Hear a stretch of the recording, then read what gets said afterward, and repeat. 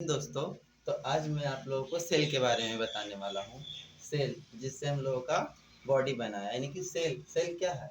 Cell is a structural and function unit of body या फिर unit of life. यानी कि सेल कोशिका जो है वो हमारे शरीर की संरचनात्मक और क्रियात्मक सूक्ष्मतम इकाई है। सेल का नाम साइटो है, इसे साइटो बोलते हैं। सेल तो हम लोग यहाँ पे बोल देंगे कि सेल कोशिका, बट कहीं किसी और कंट्री में अलग अलग नाम होता है सबका, लेकिन ये एक नाम होता है साइंटिफिक नेम जो हर जगह एक ही रहता है, तो इसका नाम है साइटो।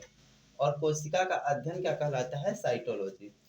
कोशिका का खोज रॉबर्ट हुक ने किया था। रॉबर्ट हुक ने मृत कोशिका का खोज किया था, जो एक फिजिशियन साइंटिस्ट थे।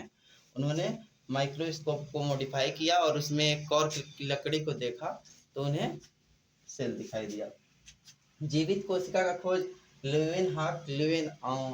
एंटोवान लीवेनहॉक ने किया था। जीवित कोशिका जो है उसका खोज, जीवित कोशिका में क्या था जो इन्होंने, रॉबर्ट हुक ने जिस कोशिका का खोज किया था उसमें जीव द्रव्य नहीं थे, जीव द्रव्य नहीं थे, इसलिए वो मृत कोशिका। और मृत कोशिका में जीव द्रव्य नहीं होते, होते हैं बट सूख चुके होते हैं, जैसे कि प्लांट में।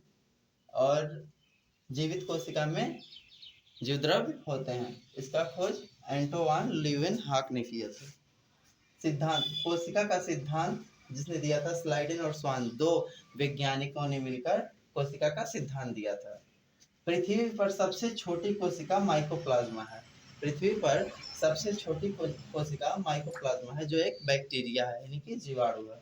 और पृथ्वी पर सबसे बड़ी कोशिका शुतुरमुर्ग का अंडा है, यानी कि पृथ्वी पर सबसे बड़ी कोशिका, एक कोशिका जो है वो शुतुरमुर्ग का अंडा है। मानव में सबसे छोटी कोशिका शुक्राणु होता है। मानव में सबसे छोटी कोशिका शुक्राणु होता है। शुक्राणु मतलब स्पर्म, जो सिर्फ मेल में होता है। और मानव में सबसे बड़ी कोशिका अंडाणु होता है एक, जो फीमेल में होता है।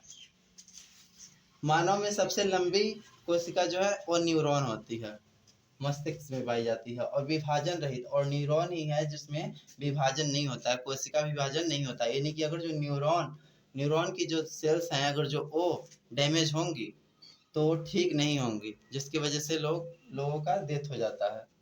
और तेज विभाजन होता है यकृत, लीवर में। जो लीवर है उसमें बहुत जल्दी जल्दी विभाजन होता है। तो अगर लीवर हम लोगों का थोड़ा सा खराब भी होता है तो ये कवर कर लेता है, लेकिन अगर न्यूरॉन खराब होता है तो ठीक नहीं होता। यही रीज़न है कि जो लोग न्यूरो से पीड़ित होते हैं, इससे रिलेटेड उनका डेथ हो जाता है और बचने का कोई चांस नहीं रहता है।